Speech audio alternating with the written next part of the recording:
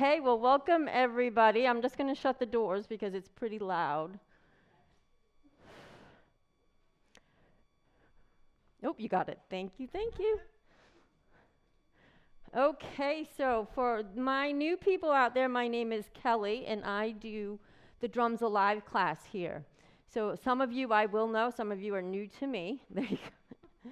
Some of you are new to me. So today we're going to talk about sitting is the new smoking. And we're going to make this interactive, so I want you to give me answers as I call out to you. I don't want you falling asleep on me, pretty much is what it's going to be. So get your coffee, get your water, and we will kick this off. So I'm going to have my notes here as well as what's on the screen as we continue through. So has anybody actually heard sitting is the new smoking? Have you heard that before? Yeah, we've heard that? That's something. Just for this, nothing before. Okay, so let's move on. So this came about in 2014. Dr. James Levine was interviewed through LA Times, and he was quoted as saying, sitting is the new smoking, and he made this statement, and then everybody jumped on it. All the other doctors, they thought that's fantastic. It's an easy thing to remember, sort of like an apple a day keeps the doctor away. So in that box, if you have notes or anything in that plain box, I want you to write down what you think it means before we start this. What does this feel like to you? If you heard that, what does it sound like to you? I'll give you a couple of minutes to go through.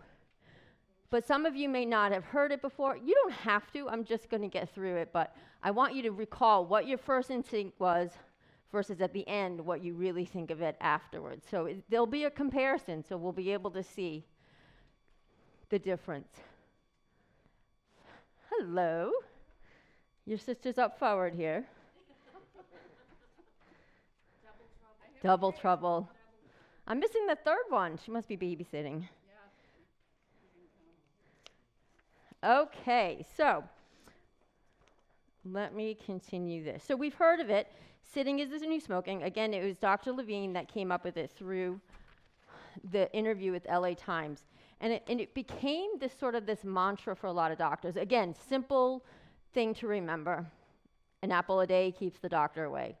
Does it really? Not so much, right? But it's the thought process behind it, and that's really what we led to. Okay. So first we're going to talk about smoking, how it evolved over the years and where it is today, and then we'll do the same thing for sitting, yeah? We'll take the comparison. So I'm not sure if you can see it. This is 1950 all the way down to 2018. There was a huge decline. 45% of the population smoked in the 50s, down to 16% in 2018. Anybody have any idea why? Price. Now it's the price for sure. Surgeon General warning. Anything else? So did you know in the beginning, in the 40s and 50s during the World War II, World War I, cigarette companies were giving cigarettes away. It was this will make you feel better when you go to war. So people got very addicted to it in this time frame here. And then we get into the Surgeon General warnings. Let me see if I have that on the next one. So right now we're at 18 is 16%. And out of this group here, is 34% are between the ages of 18 and 29. So the theory behind that is, one, cigarettes are addicting. Addiction became a new classification a couple years ago, and it became part of our medical health and what doctors face and think about when we talk about these habits, which are really addictions. Smoking is addiction, drinking, alcohol, sugar is an addiction. So when you think about treating an addiction versus treating a bad habit, it's two totally different ways of dealing with that. But years ago, smoking became the addiction. It switched over from just a habit to an addiction, and Surgeon General warnings came in. They started pretty early. They determined that early on, I'm looking for my Surgeon General. Oh, here we are. Okay. So let's go back to where we are today. So here we are. Overall, I want you to look at this, electronic cigarettes. So this is all types of tobacco and different products, but e-cigarettes, huge increase over the years, right? So people started going from cigarettes to cigars. They thought cigars wasn't actually smoking, right? And they thought that people went from, I'm a social smoker, I only smoke when I'm out at a bar with my friends, or special occasions I would have a cigar. Well, all of these habits are very addicting. And then recently, the e-cigarettes came on. And tobacco companies, or any of the producers or manufacturers of the tobacco and cigarettes, want to get you addicted early, right? They want a lifetime person who's going to be addicted to their product.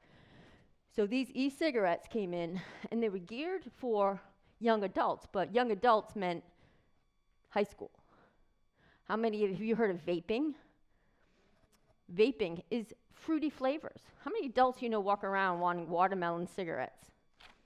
Not many. So vaping became a big part of it as well, but they did it to attract younger kids to be smokers forever.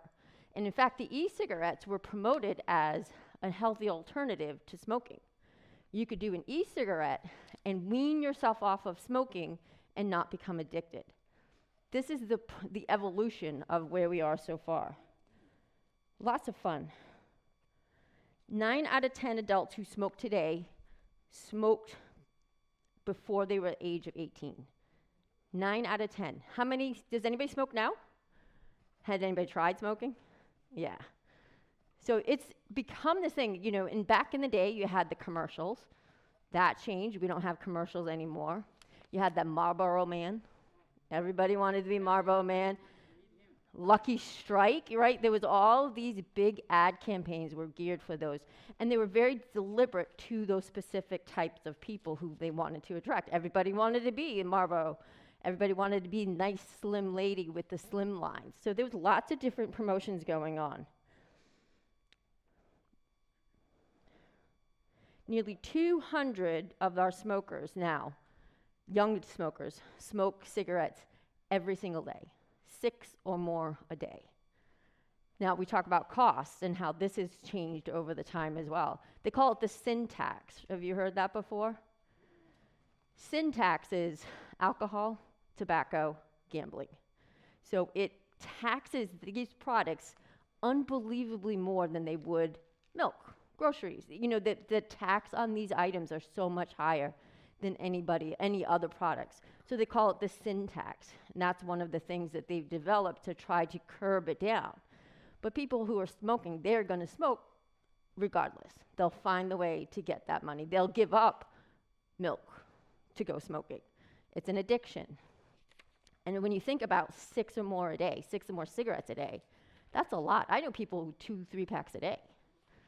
That's a big deal. Okay. In 2021, 4 out of 100 middle school students were smoking.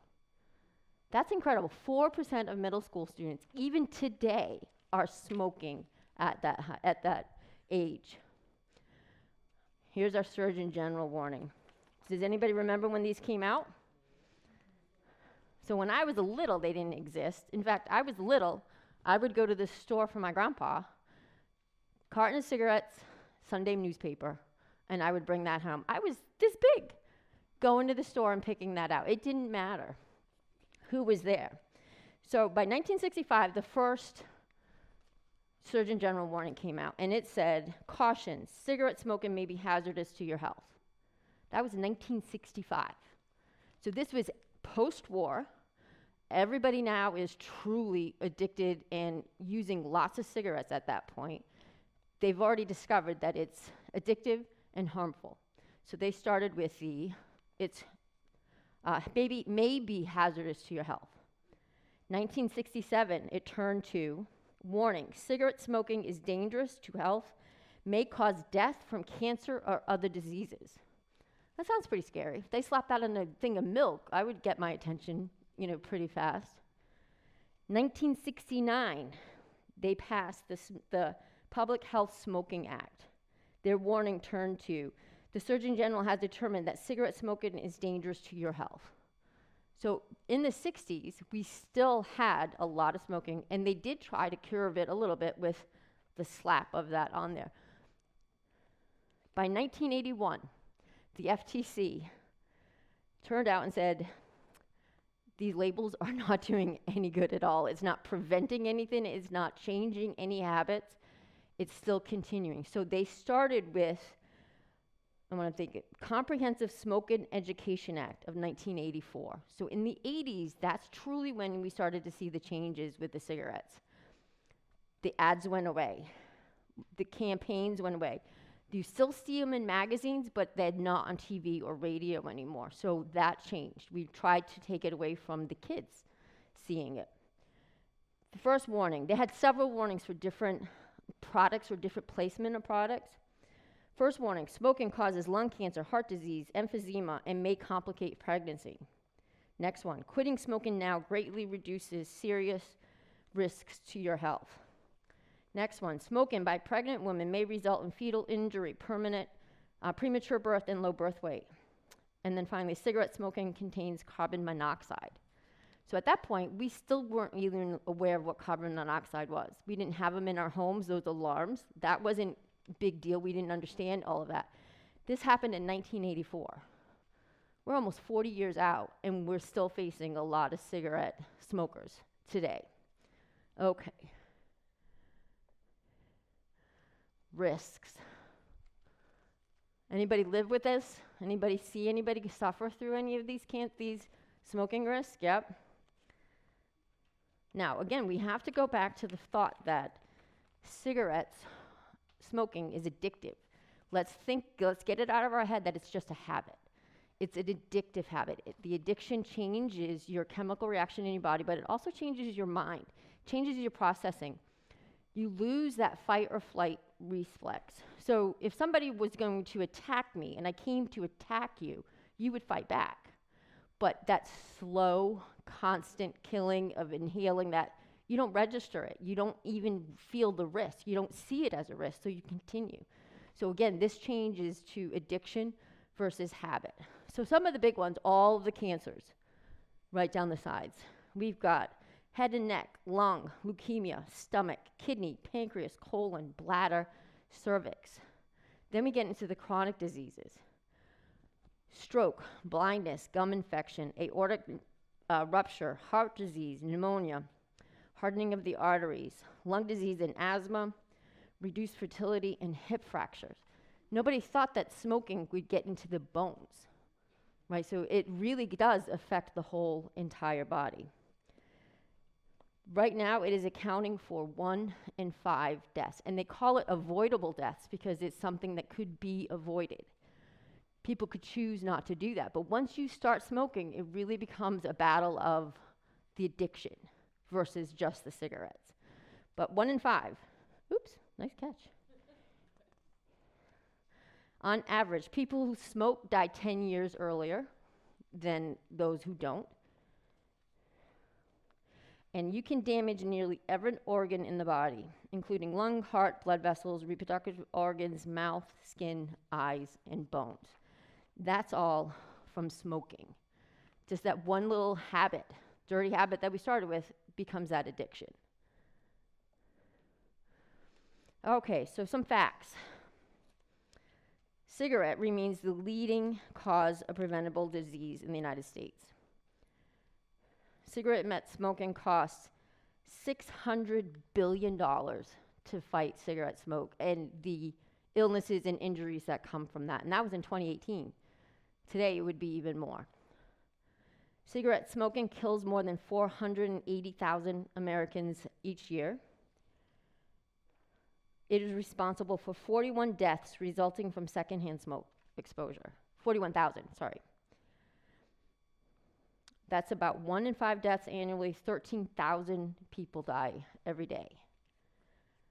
Smoking costs the United States billions of dollars, again, in the amount of work for recovery, for dealing with the medical issues. And it is a phenomenon for America. Smoking is in Europe, and it's still a big deal, but they deal with it differently. It's a whole different type of program. Here, it seems to be a little bit more abstract versus what goes on in Europe and other countries. It costs nearly $240 billion in healthcare spending to deal with cigarette smoking, $185 billion in lost productivity, meaning people get sick, they have to take time off of work. They get sick, they can't take care of their family. So that productivity is lost in there as well. $7 billion from premature death of secondhand smoke. Now, the government also, when they started doing the Surgeon General warnings in the 80s, they also started amping up, one, the taxes, right? We talked about the sin tax. Also started making it pretty difficult for smokers, right? It slowly has progressed. Can't smoke anywhere indoors, right? You had designated areas where that you could smoke. Sort of taboo. It became a problem. But they still had smoking areas. They still had smoking breaks during work. But then it became a battle of those who smoke a 10-minute break every 2 hours versus those who don't smoke had to stay and work. This became a battle. This was a workforce argument between these people because why do you get to go out for 10 minutes every hour because you have to smoke and I get stuck inside not doing this? So this became a huge human resource problem for them as well. All right, so smoking. Now we get to compare it to sitting. What do we think? Do you think it's a good comparison? Just right off the top of your head. We think it's a good comparison? Yep, everybody agree? Yeah? All right, let's see how we do. I didn't hear you. Do you think sitting is a good comparison to smoking? Yeah, I'm sure you're going to tell me. You don't want to hear it is, but we'll get you there, no worries. All right, so let's look at what sitting has looked like over time. Now, we looked at how smoking sort of evolved. Let's look at how sitting has evolved. We've gone from sort of like the caveman. Then we get into hunter-gatherers. We were hunters, we were gatherers, and still many countries are still hunter-gatherers. And then, of course, we got clothes on and had to walk, get to work. And this is where we are today. Work has progressed. We would call this first world problem, right? We are in the life of luxury here. Even though not everybody is equal with how much money they have, we all sort of have running water. We don't have to go hunt for our food. This is a first world problem. If you go to a third world problem, they don't sit at all. So this is not a problem worldwide. It is a problem specifically for first world countries and specifically America. It's a big deal because of the way we're getting sort of the victim of our success. The more we've developed things, the less we have to physically do. So this becomes a big problem in just overall activity that we have throughout the day. All right. Here's your changes in workforce. So you can see the blue. This is 1850s to about 1950, right when cigarettes started coming on board. This big blue here is farmers in agriculture. And then as we come all the way over here, you can start to see all of the tech businesses have started taking over. And look at the farm. We would call this sort of the physical work, physical labor, has shrunk compared to everything else. This big one up here is mostly retail and commerce. That could be stores, fronts, that could be manufacturing. That has developed huge over the years. But our physical labor has changed. Now, growing up, my grandma worked in a manufacturing plant. What did they do? They stood at an assembly line, 8, 10 hours a day. That was, my grandpa was a janitor. He was sweeping every day, cleaning, physically moving. We don't do that anymore. Most of our jobs are very sedentary. Most of our lifestyle is very sedentary. So we don't go out hunt and for our food. We're not going fishing. We're not going hiking. We're not, going into our gardens. We go to the grocery store once a week and we pick up everything. There's nothing left for us to do there. So our whole lifestyle has changed based on technology, advancement, and now we're sitting so much more. We're going to keep moving. So we're calling this the sitting disease. So the sitting disease is fairly new, right? New phenomenon. We haven't done this before, but if you go through it all, 300,000 deaths are caused by sitting. 20% are people 35 and older. 65% watch 2 or more hours of TV a day. I can tell you, the TV is on in my house all day long. Now, I work from home, so I do a lot of work, but the TV is always on in the background. So my TV, if I was going to be on those what are they called, the Nielsen's? If they watched me, it would be like 20 hours a day the TV would be on. 6.5% of Americans meet the minimal physical activity. Physical activity from the CDC, Centers for Disease Control, is 150 minutes a week. That's basically 5 days, 30 minutes a day. You can even break that up into 10-minute sections. As long as you're active for 10 minutes and work towards that throughout the day, breaks throughout the day, then you're meeting the 150 minutes. I'm going to scoot over to this side. $24 billion is spent on lifestyles responsible for medical spending. So what would we think some of those lifestyles would be? The lifestyle, we call them lifestyle choices or illnesses from lifestyles. Anybody have any ideas yet? Heart attack, diabetes, high cholesterol, high blood pressure, emphysema. So then you get into stenosis of the back, slip discs. We're not so physical, so all of these sedentary lifestyles lead to complicated multiple illnesses. Women, more likely to lead the sedentary life than men. These are the resources here. 11 hours a day, people are sitting on average. Now, I'll tell you my day. I'm pretty active. I teach classes. I teach fitness classes all day long, but I drive all day long. So out of my day, I have, say, 24 hours, 7 hours, 6 or 7 is an actual fitness class. The rest is broken down by driving, sitting in a car, home, sitting doing work, eating, sitting at a table, going to bed. So if I'm not physically active doing a fitness class, there's not a whole lot more that I'm doing outside of that to keep moving. So that's just my day. Everybody's day is going to be a little different, but I can promise you you're going to break it up. And if you start thinking about what your day looks like, it's probably very sedentary. All right.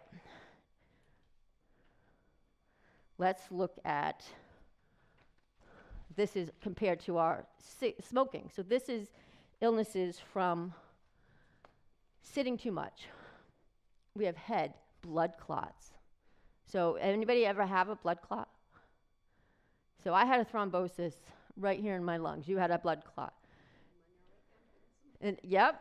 So you get that. And sometimes you get that from laying too much. I was very sick, so I was laying and I had that thrombosis. It took months and months and months for that to come out. But if that had gone up, it was so close to my brain. It's right here. There's only a little bit of space to go into your brain. Some people get them in their legs, a lot in their legs. And the same thing happens, though. You're worried about that embolism, that thrombosis coming up and getting into your brain. Lungs, you're twice as likely to develop the pulmonary embolism. Arms, high blood pressure, weakness in the arms. If you feel like that blood flow, when anybody hear that stroke, one of the signs, dropped from the arm, right? One arm drops.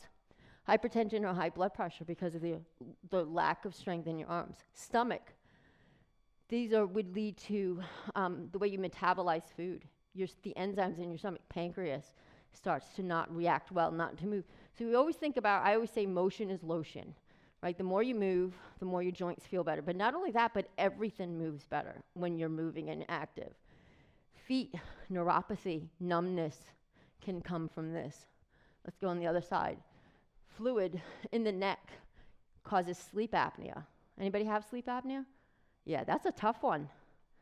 That's a hard one because not only you are disturbing yourself, but you're disturbing your partner that's there.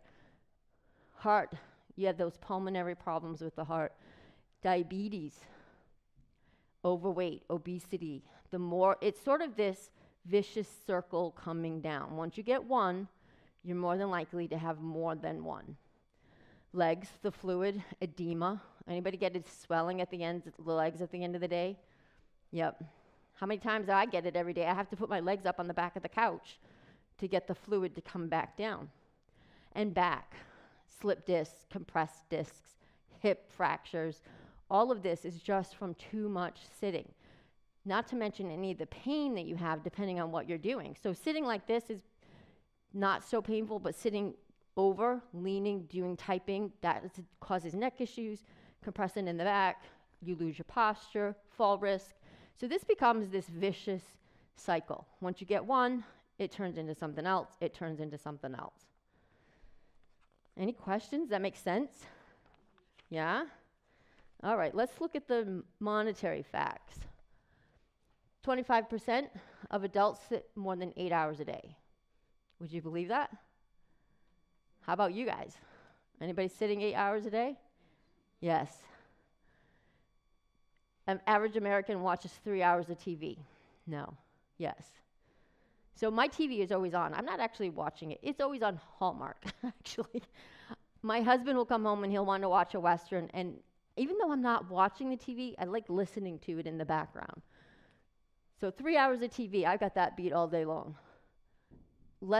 Average American is less than 20 minutes activity every single day. 20 minutes. Now, if you were to take that over the 150 minutes that you needed, that wouldn't be so bad if you did this every day to meet your minimal requirements. 112% increase of diabetes. So the number one cause and one of our biggest challenges is diabetes, because that causes a slew of other things that go along with it. 147% increased chance of cardiovascular disease, heart attack, and stroke. 90% would die from that stroke or that heart attack. My husband's aunt had a stroke. She was very sedentary. She's been retired for a very long time, but even before that, she was a mom. All the kids grew up. She stayed home, didn't work all that much, had a stroke. Now, I know everybody wants to die quickly. Yeah, you want to have the event and you want it to be over. That's not what happens. She had the stroke 9 years ago. She is completely lost on one side. Her speech is gone. Now she's no activity at all. She can't walk at all. So the death part is the easy part. It's the living with after the attack. That's the hard part. 49% of increase from any cause from sitting. So that means anything could cause that illness, because your body's just not strong enough to fight what's coming at us. Now, I live with kidney failure. For those of you who don't know, I have had 2 transplants, and this is my walker. I use this everywhere I go. I am strong as all get out, but the problem is my endurance. I have a hard time walking from here to the parking lot without causing problems in my back. I have massive, severe osteoporosis in all my bones, and I'm atrophied from the back and the back of the legs from being hunched over so much. Now, if you were to see me, you would not ever guess that. I also live with chronic kidney disease and stage renal failure. It's gone. I have high blood pressure, high cholesterol, medicine related. I have torn muscles. My bicep is gone, and my rotator cuff has a giant hole in it. Now, if we talk about all the illnesses that I have, the cholesterol, I'm on 4 medications just to control my cholesterol, because it's medicated related from the kidney transplant. I take 11 different medications a day. I take 24 pills a day. Now, you look at me, you don't think any of that is happening, and it is. So as we age, everything else happens. It becomes this cycle. You have to fight what you can, do you can, because you know something else is coming at you the next time, right? We just went through COVID. We're still in COVID. How many people got COVID, then pneumonia? How many people are living with long COVID? Once that's all over, what comes at us next? Monkeypox, right? I don't know what else is out there, but you know something else is coming back at us. Okay. So here's some of the similarities between our smoking and sitting. Sitting, they had stroke, heart disease, lung disease, and cancer. They're both, all of these. I think I'm on the wrong one. Diabetes, blood clots, cardiovascular disease, and obesity, and depression. All of this is related. I think this is the wrong slide, though. The one thing I want you to remember though, smoking, again, we've talked about it as being an addiction. Sitting is a habit. It's a habit that you can change. So now that you've seen some of this, do we still agree sitting is the new smoking? Yeah? All right, let's see how we do. Perspective. Everybody has their own perspective, right? We have our own histories, we have our own experiences. We've lived through things other people may have not. And just because each person is right doesn't mean the other one's not wrong. Yeah? We have to get used to that. All right. Do you hear my alarm going off? 30 minutes. So, one of the things you do to stop sitting, stand up. 30 minutes every hour, everybody get up. Stand, stand, stand. So you set your alarms, you get yourself up, you do a little hula hoop, you do some stretches, get yourself up and moving. I like to put on music, a 2-minute song, and I'm happy. So every 30 minutes, or at least 10 minutes every hour, you need to get up. A good thing to do at home, get up, walk around your room, walk around the house, do a lap. Your watch tells you, right? This is a good thing to get yourself up every single day. So a good stretch here is what we would call half jacks. Step out and in. Step out and in. Out and in. Nobody falls on the ground on my watch. Out and in. Perfect. Then we're going to stretch up. And if you're sitting a lot, we're going to do some shoulder rolls. This is a good one, yeah? Crackling, creaking. It goes along with it. All right, everybody have back a seat down. So my grandma, she had fallen, and she had dementia and Parkinson's at the end. And we would do, every half hour, she would have to do laps around the house. And it became a joke, because the alarm would go off, and she'd be like, I'm not getting up. Yeah, I'm not getting up. Yeah, you are. Yep, I set the alarm. I have it on I have one of the Fitbits. So that goes off. This goes off 10 minutes to the hour if I've not moved.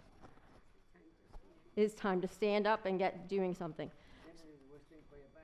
Worst thing from the back. Sitting, especially driving, if you're driving a lot, I want you to think about if you're in the car, right? A lot of things lock up. Your knees lock up, your back locks up.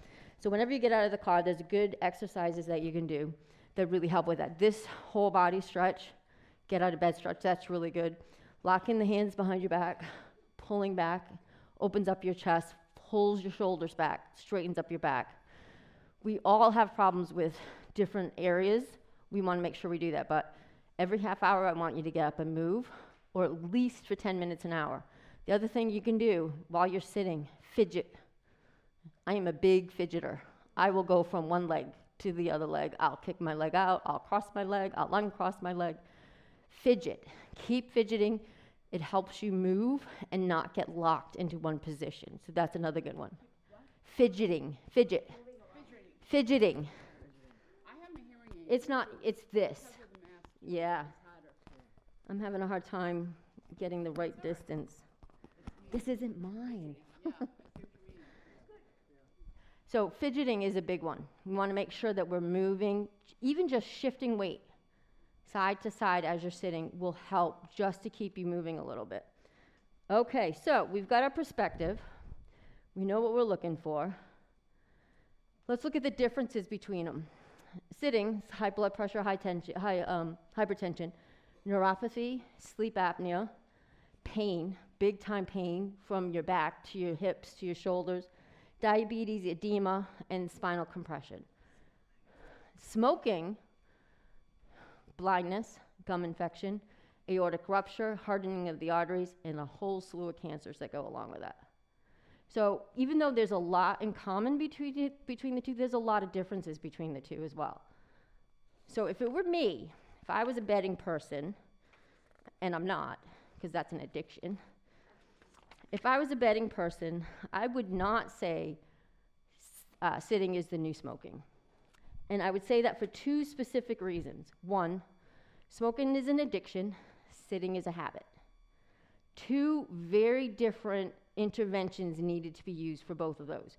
You can't equate them based on what you need to do to fix it. So if I'm a smoker and I want to stop smoking, there's a lot that has to go into that. If I'm a sitter and I want to stop sitting, you just get up. That's a habit. The second thing about this is that these cancers, all of these cancers are directly related to smoking. Now, cancers can be indirectly related to sitting, but there's not that direct cause and effect.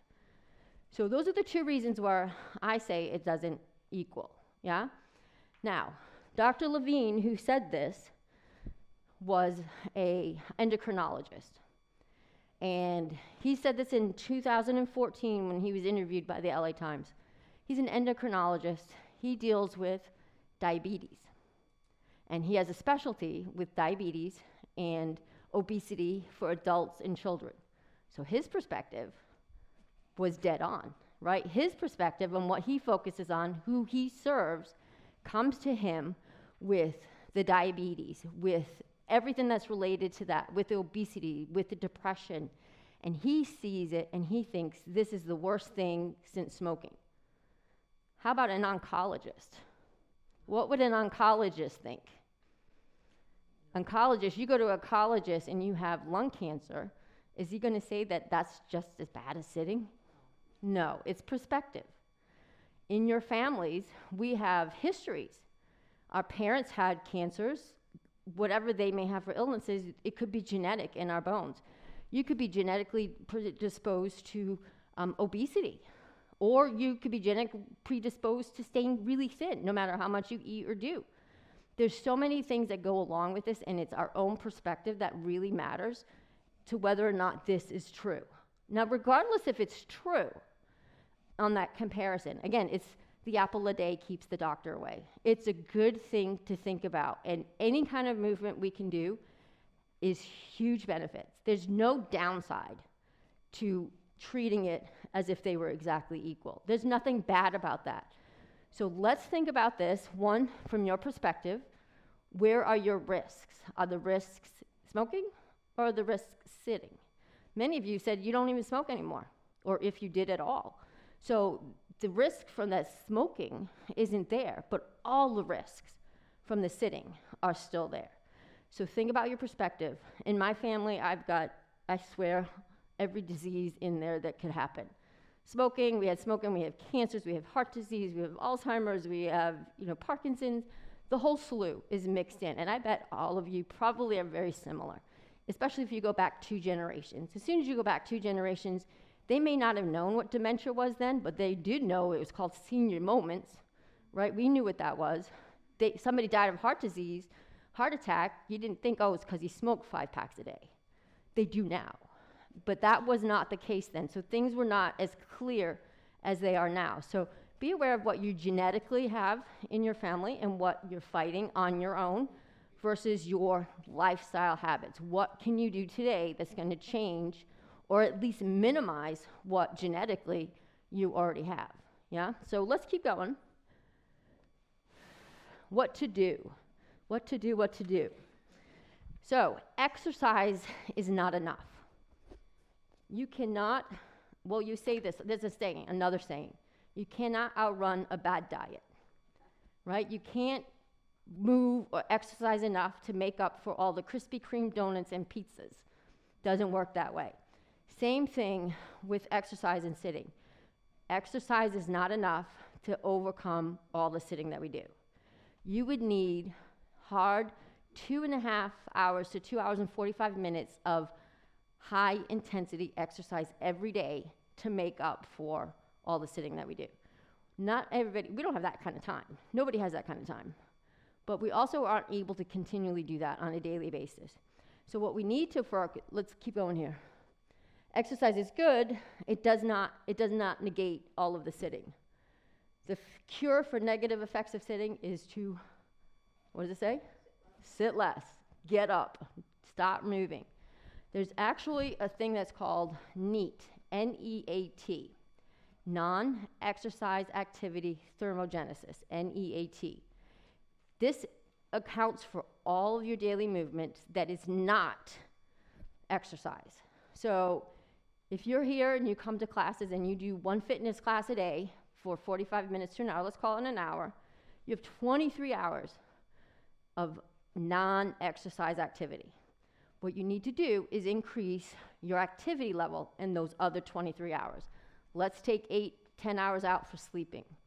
So now you have, 12 hours, 13 hours left to fill your day with non-exercise movement. And that's the goal. Become more physically active. And I always tell the story when I'm sick and I'm not feeling particularly well. I will sit in one room, and I call it the economy of motion. So I'm sitting in one room. I wait for the mail to come. That comes around 10 a.m. I get up, get the mail, walk to the kitchen, make a snack, go to the bathroom, go back to sit down, all in one loop. Now, I don't wait for the mail. I get up and go to the drink, I come back and sit down. I get up and go to the bathroom, I come back and sit down. I go to the bathroom on opposite floors. I have a full bath and a half bath. So whatever floor I'm on, when I have to go to the bathroom, I climb up the stairs and I go use the other one.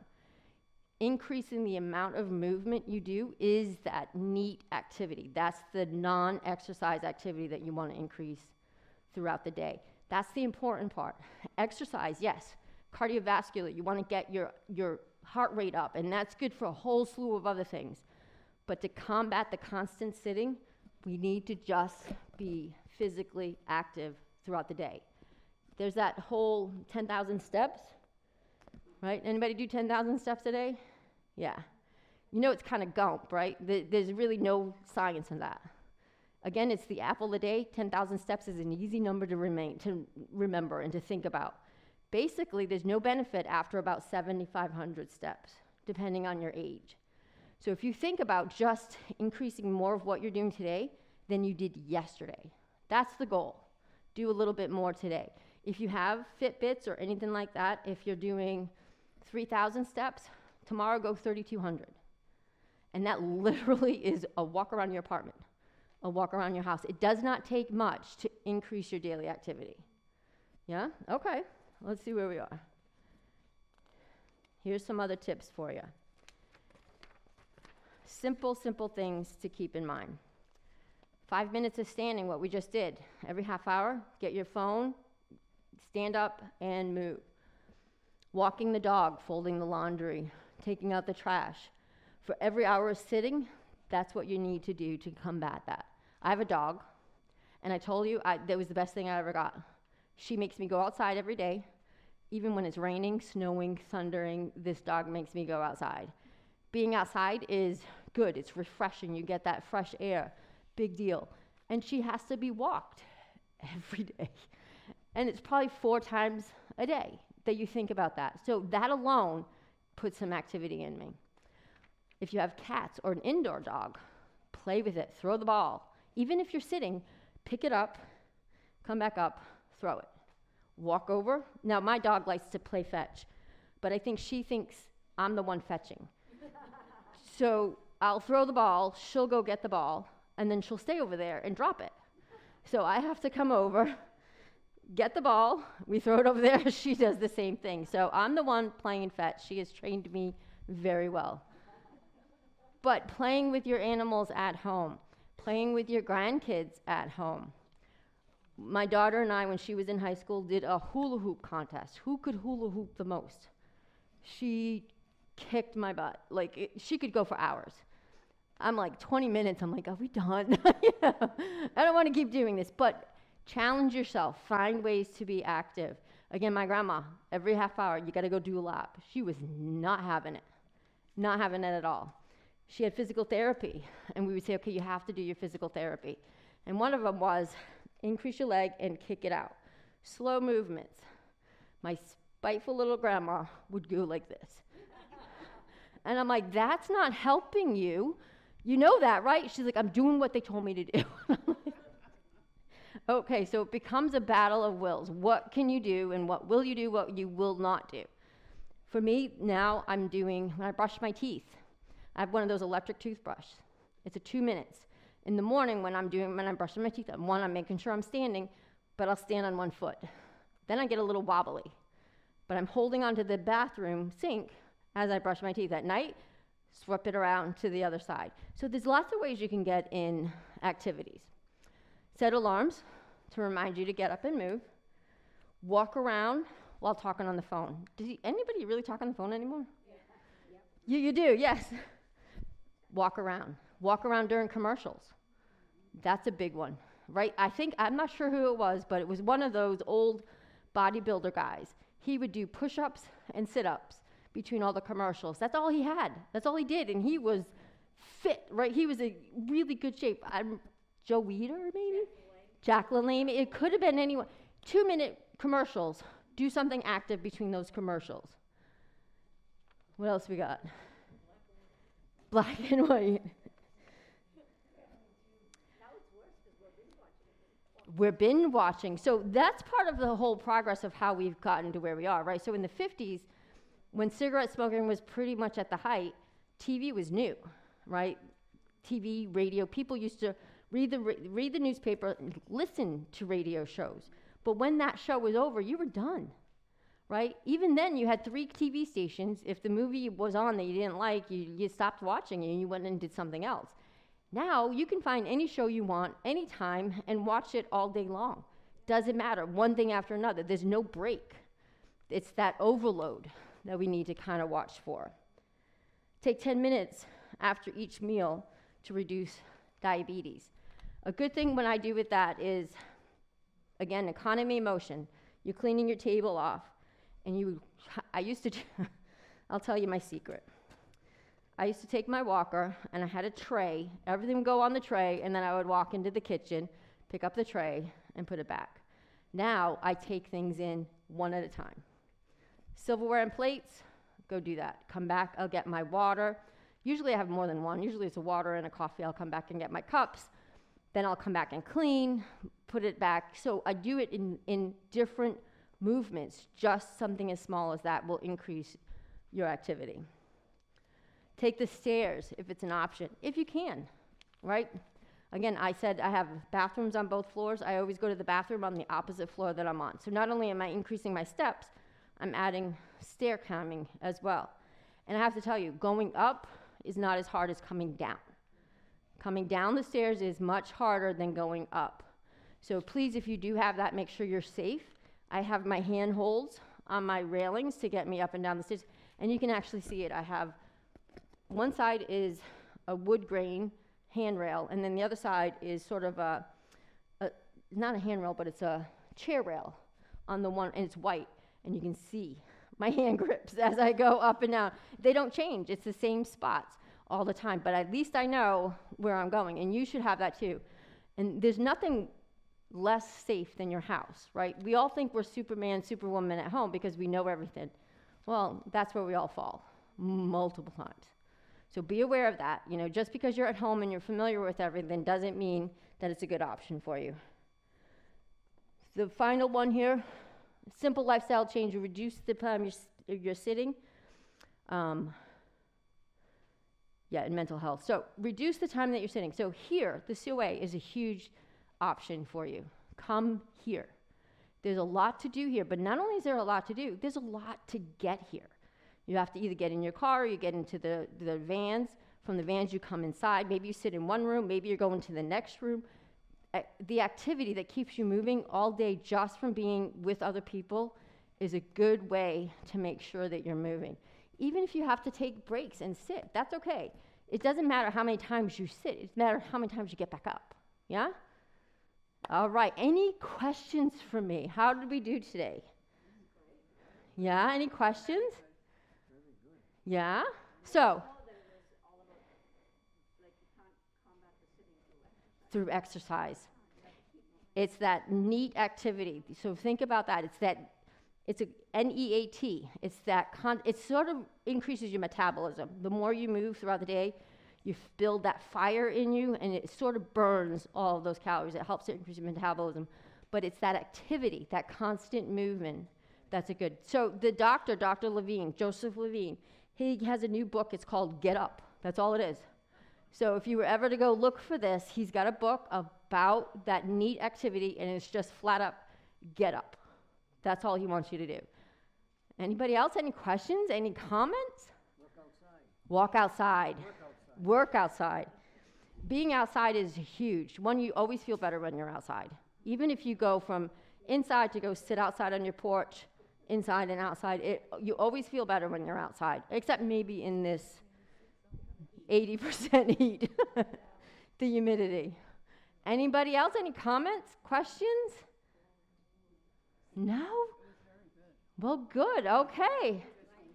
You're welcome. I'm glad you all did well with this today. And again, I'm here. I do drumming here. You can come see me there. Or if you have any questions, reach out. They have a way of contacting me. I hope to see you at our next event, and I am here for drumming. I love doing my drumming. I hope you come and play with that. I know, we're waiting for you. We're waiting for you. All right, everybody. Thank you all very much.